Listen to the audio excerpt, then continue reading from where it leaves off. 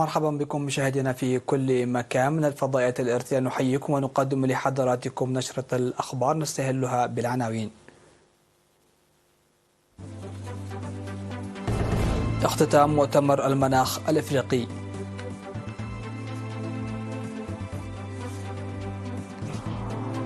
اعتداء منظمة العفو الدولية المستمر على إريتريا.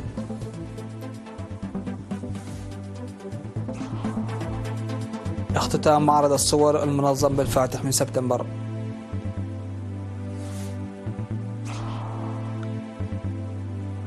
جهود للجهاديين يسفر عن مقتل عشرات الجنود والمتطوعين في بوركينا فاسو. الصين تحذر من مقبة الانزلاق إلى حرب باردة جديدة.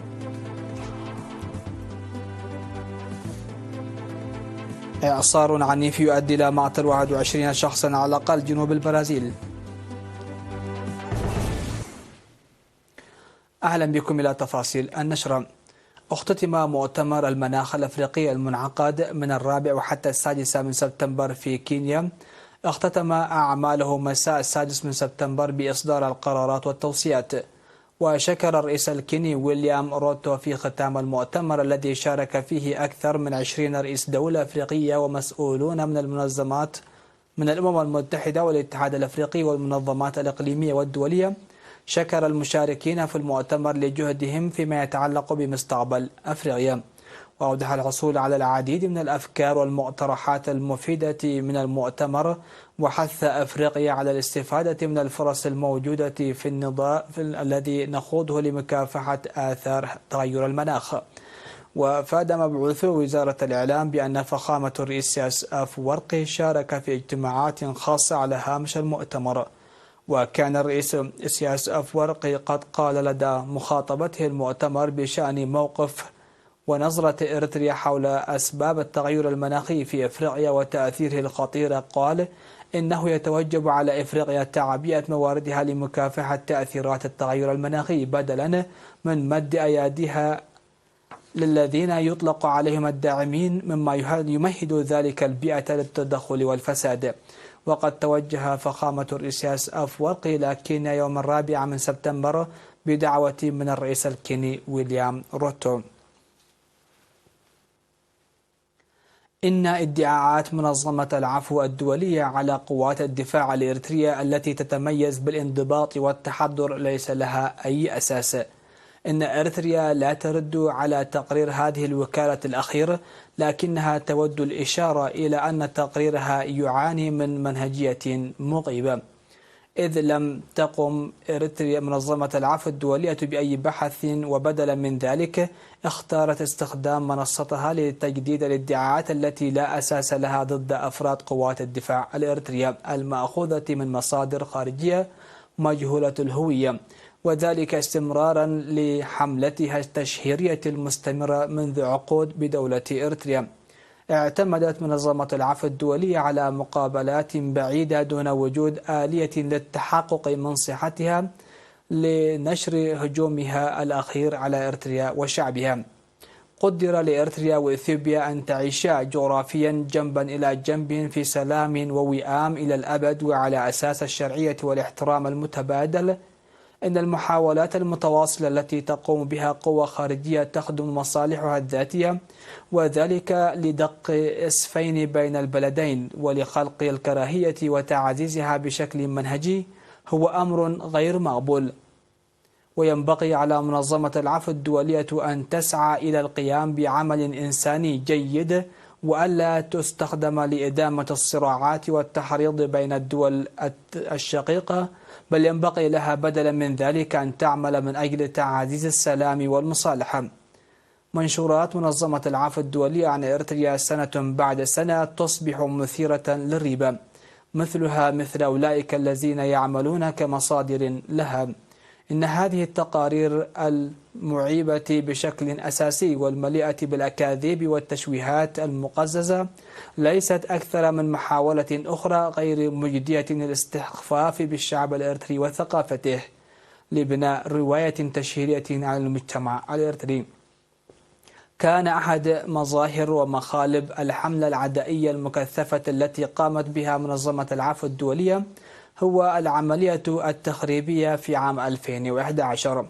فقد ضبطت منظمة العفو الدولية متلبسة في أعمال شائنة لتغيير نظام الحكم في إريتريا، وباعتبارها طرفا مذنبا فهي مدينة بالاعتذار لشعب وحكومة إريتريا بدلا من التظاهر بأنها تتمتع بالأخلاق العالية. من خلال التعتيم على الحقيقة، الأمر الذي لا يتطلب فك رموزه بالفزلكة اللهجة، وهذه محاولة أخرى غير مجدية لتوجيه الاتهام للإريتريين على أساس ادعاءات زائفة. البعثة الدائمة لدولة إريتريا لدى الأمم المتحدة نيويورك. اختتم رسميا يوم 5 سبتمبر معرض الصور الذي نظمته هيئة جمعيات المناضلين بمناسبة الذكرى 62 لانطلاق الكفاح المسلح للشعب الإريتري، وعكس عملية بارنتو التي وقعت عام 1985. وقال مسؤول التوثيق في هيئة جمعيات المناضلين الرائد موسيا جبرتنسائي في مناسبة الاختتام التي حضرها المدير العام لإدارة الإقليم الأوسط السيد زرئيت تولد برهان إن المعرض يهدف إلى نقل تاريخ نضالنا التحرري إلى الشباب.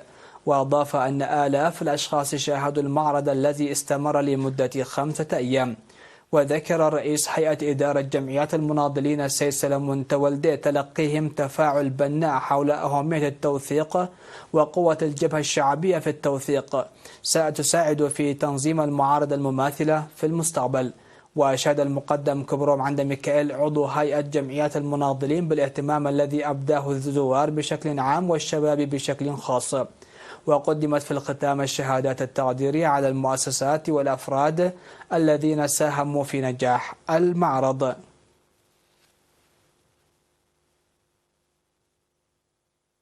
نظمت الجمعية التعاونية للمناضلين والمنظمات الجماهيرية في الإقليم الأوسط برنامج توريث التاريخ النضالي البطولي، ونظم برنامج الذكرى في 3 سبتمبر تحت عنوان نحن والمنتظمون إلينا في أبوقس، الذي كانت عبارة عن معسكر الخلفية من عام 1981 إلى عام 1983. وقالت مسؤولة الجبهة الشعبية للديمقراطية والعدالة في مديرية قلب السيدة أدحنة عامر إن البرنامج له مضمون كبير لتنظيمه تزامنا مع المناسبة التاريخية لبداية النضال الثوري للشعب الإريتري. وشكرت فرع جمعية المناضلين والمنظمات الجماهيرية في قلب على تنظيم البرنامج والمناضلين القادمين من جميع أنحاء البلاد للمشاركة الأحداث التاريخية. وأوضح الأستاذ صالح السنبتس فمريم الذي ألقى كلمة الجمعية أن الوحدة والتنظيم القويين ضروريان لنقل تاريخنا الحافل إلى الأجيال القادمة. وتضمن البرنامج قصص الأحداث التي قام بها المناضلون وأعضاء المنظمات الجماهيرية. وقال مسؤول منطقة الشرق الأوسط في البلاد سابقا السيد حامد حسب الله إن الحرية والكرامة هي نتاج كفاحنا المرير والطويل. وذكر ورثة الأمانة الشباب لوراثة التاريخ بشكل صحيح والوفاء بالمسؤوليات التي ألقتها عليهم المرحلة. عقدت لقاءات في مديرية لوقعنسبة خلال الفترة من 20 أغسطس وحتى 4 سبتمبر في 13 ضاحية حول القانون والأخلاق. وقدم قائد مركز شرطة مقركة العريف سمون والدقريمة في الحملة التي نفذت بالتعاون مع مكاتب الشرطة والجبهة الشعبية للديمقراطية والعدالة محاضرات عن معنى القانون والأخلاق ودور المجتمع في منع الجريمة وكشف المجرمين ودور الوالدين في توجيه أبنائهم. ومن جانبه أوضح مسؤول مكافحة الجريمة العريف يحيى عمر إن دور المجتمع مهم في مكافحة الجريمة وحماية أرواح الناس وممتلكاتهم وضمان القانون والنظام. وذكر سكرتير الجبهة الشعبية للديمقراطية والعدالة السيد برهان السقاي تنفيذ برامج جديرة بالثناء خلال الأشهر الستة الأولى من هذا العام. وطرح المشاركون أن تستمر مثل هذه الأنشطة التعبوية على مختلف المستويات وأن يكون أفراد الشرطة الأهلية جادين في أنشطتهم.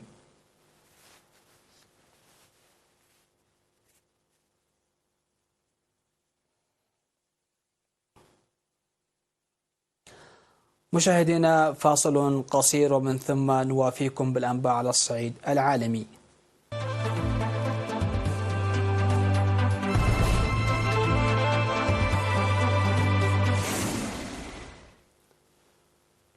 أهلا بكم. على الصعيد العالمي، لقي 17 جنديا و36 عنصرا داعما لجيش بوركينا فاسو حتفهم في هجوم جديد نسب إلى جهاديين شمال البلاد بحسب ما أفادت هيئة الأركان. وأضافت أن الوحدة التي تعرضت للهجوم كانت منتشرة في كومبري بمقاطعة ياتينغا للسماح بإعادة إسكان أشخاص تركوا المنطقة منذ أكثر من عامين بعد ما طردهم الجهاديون. هذا ولفتت هيئة أركان الجيش الذي تولى السلطة إثر انقلاب في 2022 أيضا إلى 30 جريحا تم إجلاءهم والاهتمام بهم.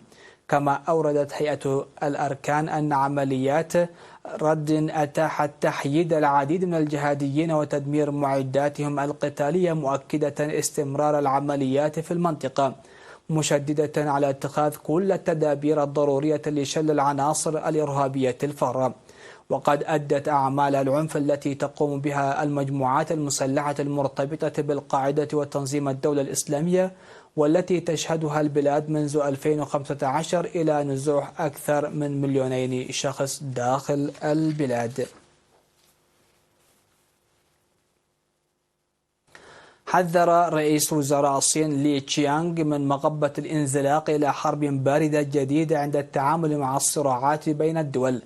وقال لي في كلمته أمام القمة السنوية لدول رابطة جنوب شرق آسيا آسيان والصين واليابان وكوريا الجنوبية، قال أن الدول بحاجة إلى التعامل مع الخلافات والنزاعات بنحو مناسب حسب وكالة أنباء رويترز. وتجري آسيان التي تحذر من مخاطر الانجراف لخلافات القوى العظمى محادثات أوسع نطاقا مع لي ومع نائبة الرئيس الأمريكي كامالا هاريس وزعماء دول شريكة أخرى منها اليابان وكوريا الجنوبية وأستراليا والهند. ومن بين الملفات التي تتصدر جدول أعمال القمة المنعقدة في العاصمة الإندونيسية جاكرتا المخاوف التي تتعلق بأنشطة الصين المتزايدة في بحر الصين الجنوبي، وهو ممر مائي تجاري مهم لدى العديد من دول آسيا، مطالبات بالسيادة على مناطق فيه بما يتعارض مع متطلبات صينية بالسيادة على أغلب مساحاته.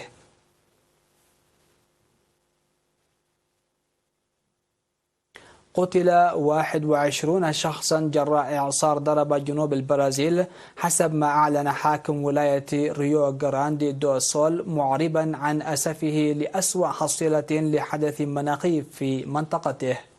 وأوضحت السلطات المحلية في بيان أن أكثر من 25 ألف شخص في حوالي 60 بلدة تضرروا من الأمطار الغزيرة التي تسببت بانزلاقات تربة وفيضانات. وأعرب الرئيس البرازيلي لويس لولا دا سيلفا عن تضامنه مع الضحايا، مؤكدا أن الحكومة الفيدرالية مستعدة لتقديم المساعدة. وشهدت البرازيل في السنوات الأخيرة أحوالا جوية سيئة لا يستبعد الخبراء أن تكون لها صلات بالتغير المناخي. هذا وارتفعت حصيلة الضحايا العواصف الشديدة والأمطار الغزيرة التي ضربت أجزاء من اليونان وبلغاريا. في اليونان تسبب هطول أمطار غير مسبوقة في وفاة شخص على الأقل بالقرب من مدينة فوليس بوسط البلاد، كما تم الإبلاغ عن فقدان 5 أشخاص آخرين على الأقل. أما في بلغاريا فقد تسببت عاصفة قوية في حدوث فيضانات على الساحل الجنوبي إلى البحر الأسود في البلاد، ما أسفر عن مصرع شخصين وما زال هناك 3 آخرون في عداد المفقودين.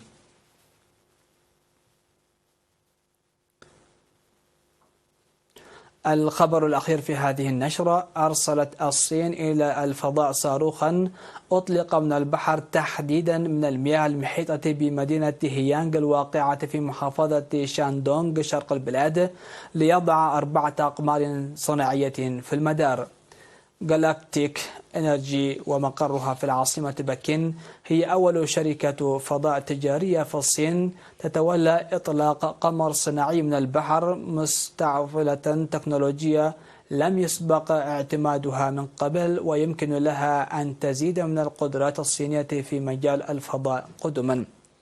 وقد أطلقت المركبة التجارية سيبراس 1، وقد أشرف مركز تايوان لإطلاق الأقمار الصناعية على المهمة البحرية.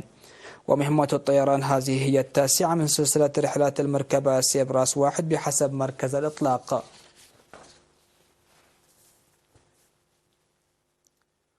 ختاما لنشرة هذا المساء مشاهدينا الأكارم، إليكم أبرز ما جاء فيها.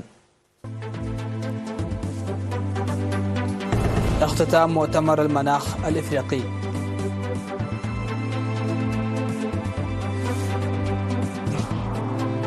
اعتداء منظمة العفو الدولية المستمر على إريتريا.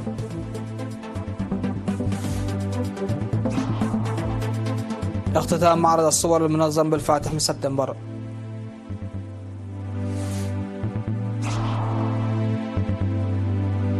هجوم لجهاديين يسفر عن مقتل عشرات الجنود والمتطوعين في بوركينا فاسو. الصين تحذر من مقبة الانزلاق إلى حرب باردة جديدة. وإعصار عنيف يؤدي إلى مقتل 21 شخصا على الأقل جنوب البرازيل. سادتي سيداتي، انتهت نشرة هذا المساء. شكرا لحسن الاستماع والمتابعة، وهذه تحيات وتحيات الفريق العامل، ودمتم في أمان الله.